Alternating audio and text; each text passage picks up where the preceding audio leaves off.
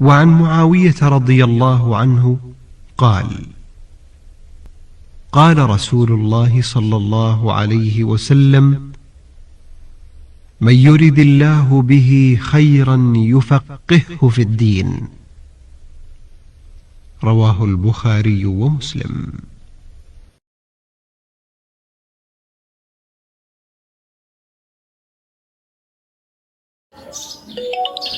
بسم الله الرحمن الرحيم.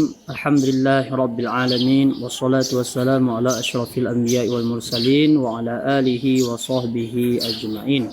قال مؤلف رحمه الله تعالى: ونفعنا به وبعلومه وعلوم السائر الصالحين في الدارين آمين.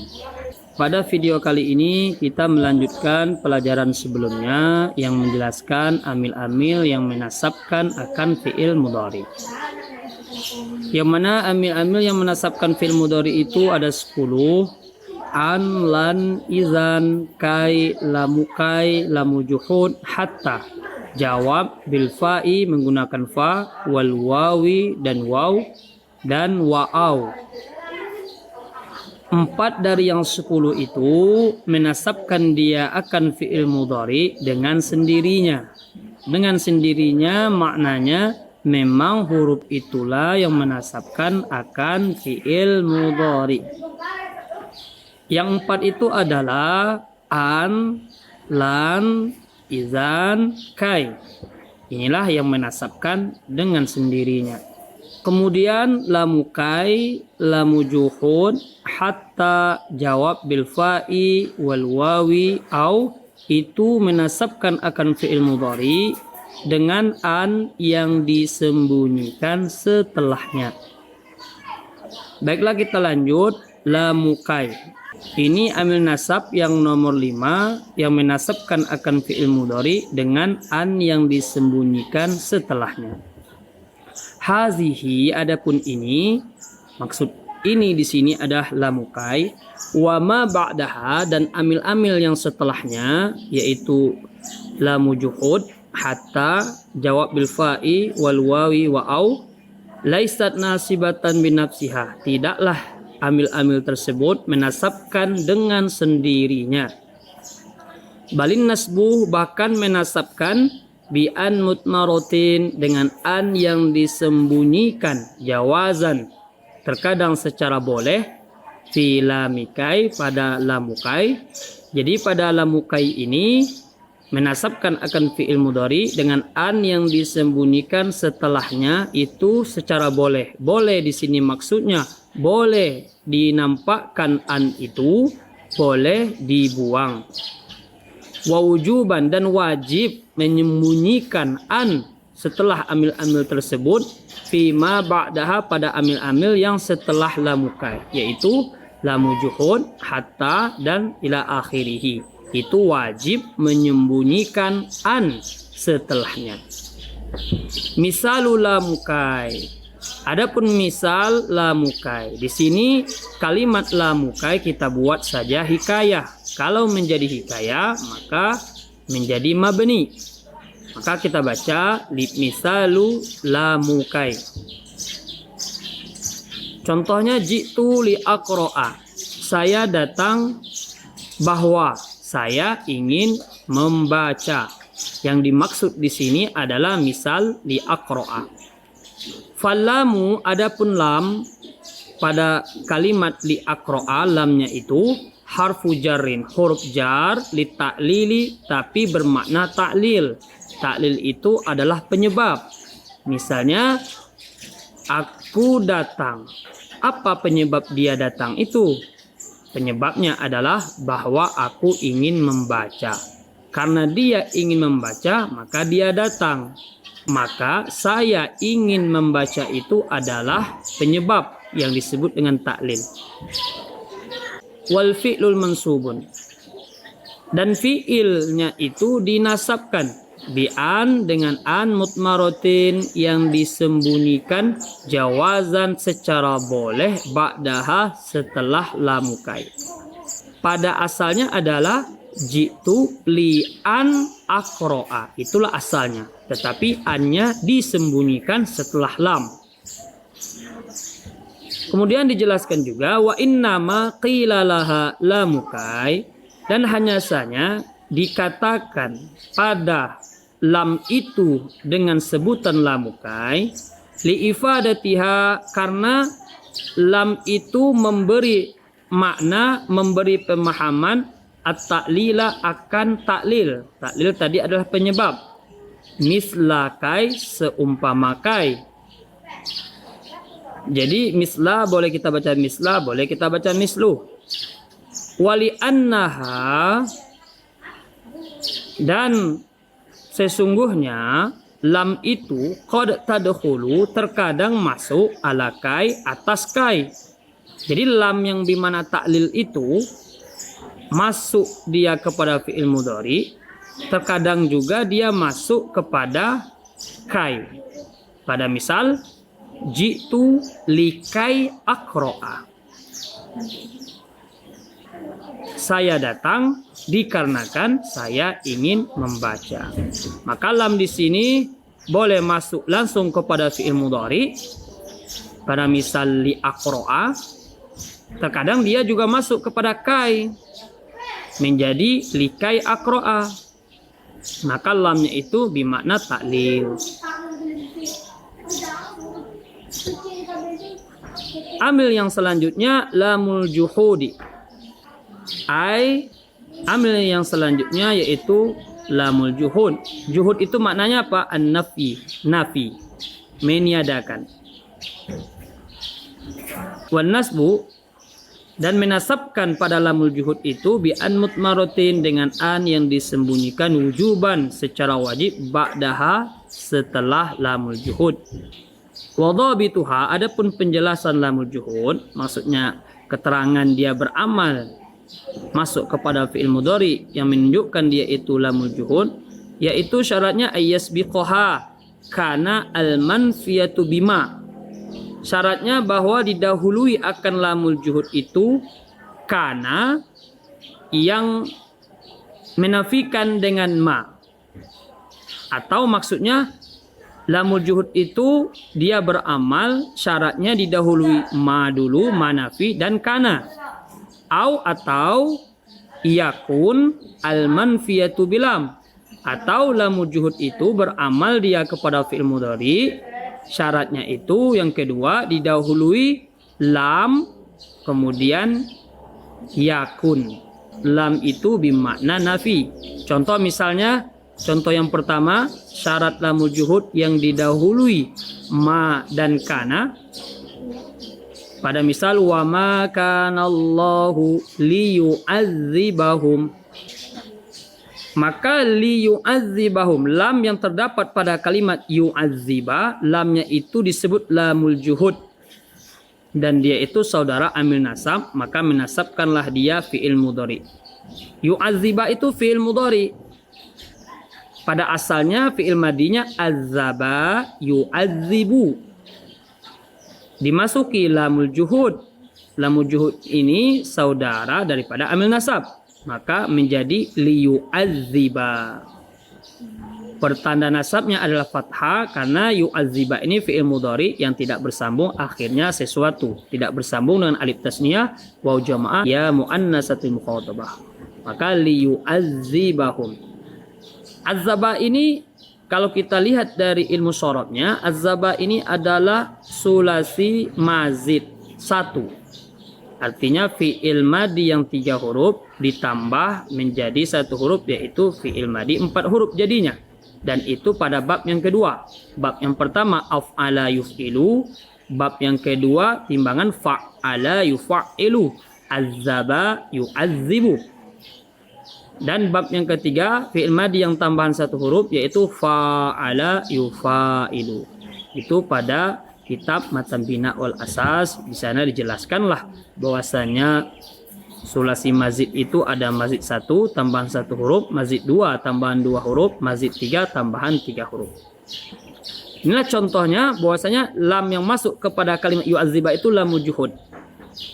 Dari mana kita tahu lamul juhud? Karena didahului ma dan kana. Tidaklah sekali-sekali Allah itu mengazab dia akan mereka. Kemudian lamul juhud beramal pada syarat yang kedua, yaitu didahului lam dan yakun. Contoh, lam yakunillahu liyaghfira lahum. Lam yang masuk kepada kalimat yaghfira, lam itu lamul juhud. Dari mana kita tahu lam itu lamul juhud? Karena sudah didahului lam dan yakun. Lam itu bermakna nafi. Kemudian yaghfira di sini adalah fi'il mudhari. Asalnya fi'il madinya ghafara yaghfiru. Timbangan doroba yadribu. Karena masuk lam, lamul juhud, dan lam ini saudara daripada amil nasab, maka dibaca menjadi liyaghfira. Tapi yang menasabkan akan fi'il mudhari yaghfira bukan lam itu, tetapi ada an yang disembunyikan setelah lam tersebut. Kalau kita kembali kepada asalnya adalah lam yakunillahu li an yaghfira. Jadi ada an yang disembunyikan wajib setelah lam tersebut. Fa yu'adziba, pada kalimat yu'adzibahum, wa yaghfira, dan kalimat yaghfira mansubani, itu dinasabkan keduanya. Siapa yang menasabkannya? Bi an mutmaratin, dengan an yang disembunyikan wujuban secara wajib, ba'da setelah lamil juhudi, pada lamul juhud. Kemudian amil nasab yang selanjutnya yang menasabkan dia dengan an yang disembunyikan setelahnya, yaitu hatta. Sawaun kanat bimakna ila, sama ada hatta itu bimakna ila. Contoh misalnya hatta yarji'a ilaina Musa. Jadi hatta pada kalimat ini itu bimakna ila. Ila itu bisa diartikan dengan ke, bisa diartikan dengan sampai. Hatta yarji'a ilaina Musa, sampai kembali kepada kami Nabi Musa. Maka yarji'a di sini fi'il mudhari, asalnya raja'a yarji'u, dimasuki oleh hatta. Hatta ini saudara amil yang menasabkan menjadi hatta yarji'a. Namun kita tegaskan di sini, adapun yang menasabkan yarji'a itu bukan hatta, tetapi ada an yang disembunyikan setelah hatta. Kalau kita kembalikan pada asalnya, yaitu hatta ayyarji'a atau hatta an yarji'a ilaina Musa. Jadi hatta di sini ada dua makna. Yang pertama bimakna ila, atau yang kedua au bimakna lamit ta'lili, atau hatta itu bimakna lamit ta'lil, penyebab. Nahu qaulika lil kafiri, seumpama perkataanmu kepada orang kafir, aslim, masuklah engkau ke dalam Islam. Hatta, maka di sini maknanya penyebab. Dikarenakan engkau masuk Islam itu, tadkhulul jannata, engkau akan masuk surga. Jadi hatta di sini bermakna ta'lil, penyebab. Kalau engkau Islam, maka tadkhulul jannata, engkau akan masuk surga, itu maknanya. Jadi tadkhula di sini adalah fi'il mudhari. Dakhala yadkhulu, timbangan nasara yansuru. Kemudian diganti huruf mudhara'ahnya kepada ta, menjadi tadkhulu. Kemudian dimasuki hatta. Hatta ini amil yang menasabkan akan fi'il mudhari, menjadi hatta tadkhula. Tapi ada pun yang menasabkan tadkhula di sini bukan hatta, tetapi ada an yang disembunyikan setelah hatta. Ai bimakna litadkhula, supaya engkau masuk surga. Jadi hatta itu bimakna lamut ta'lil, maka ada di sini litadkhula, lamnya itu bimakna ta'lil, seperti pada kalimat lamukai. Kemudian di sini juga dijelaskan fayarji'a, kalimat yarji'a di atas tadi, wa yadkhula dan yadkhula, kullun minhuma, tiap-tiap dari misal kedua itu mansubun, itu dinasabkan bi an mutmaratin, dengan an yang disembunyikan wujuban secara wajib, ba'da hatta, setelah hatta. Jadi kesimpulannya adalah lamukai, lamujuhud, hatta, jawab menggunakan fa dan waw, dan seterusnya wa'au, itu menasabkan akan fi'il mudhari dengan an yang disembunyikan setelahnya. Dan di sini kami tegaskan kembali, lamu juhud itu dia beramal kepada fi'il mudhari dengan syarat yang pertama didahului oleh ma dan kana. Pada misal, wa ma kana Allahu liyu'adzibahum, lam yang terdapat pada kalimat liyu'adziba lamu juhud. Dari mana kita tahu lamu juhud? Karena didahului oleh ma dan kana. Dan yang kedua syaratnya adalah didahului oleh lam dan yakun. Lam itu bimakna nafi, yaitu saudaranya amil jazam. Kemudian yakun itu adalah fi'il mudhari, asalnya kana yakunu. Menjadi lam yakun. Wawnya itu dibuang. Kenapa dibuang? Karena setelah yakunu itu dimasuki amil jazam, maka nunnya itu wajib dijazamkan dan pertanda jazamnya adalah sukun. Setelah kita sukunkan nun, maka bertemulah dua yang mati. Mana yang dua mati? Waw dan nun. Maka dalam kaidah bahasa Arab tidak boleh dua huruf bertemu yang keduanya itu tidak berbaris. Maka dibuanglah huruf waw menjadi yakun, lam yakun. Jadi lamul juhud itu beramal. Syarat yang kedua adalah didahului oleh lam dan yakun. Lam yakunillahu liyaghfira lahum, tidak sekali-sekali Allah itu mengampuni dia akan mereka. Kemudian hatta, hatta di sini ada dua makna. Bisa bimakna ila, pada misal hatta yarji'a ilaina Musa, sampai kembali kepada kami Nabi Musa.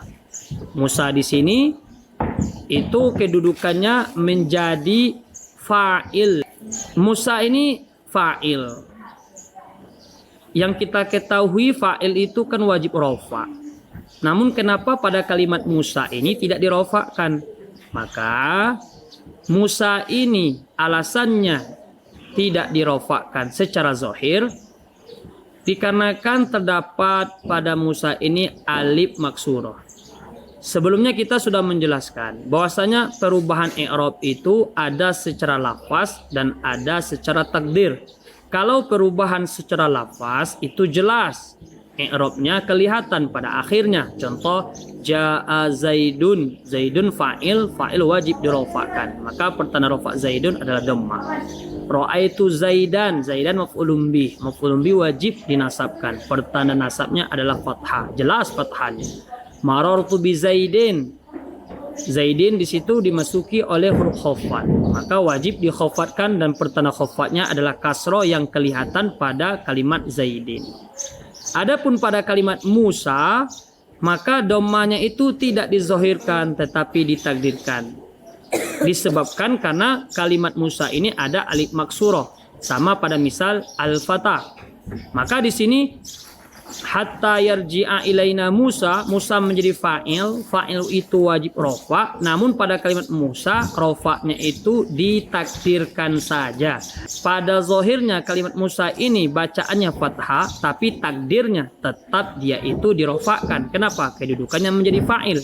Sama seperti misal ja'a al-fata, ra'aitul fata, marartu bil fata.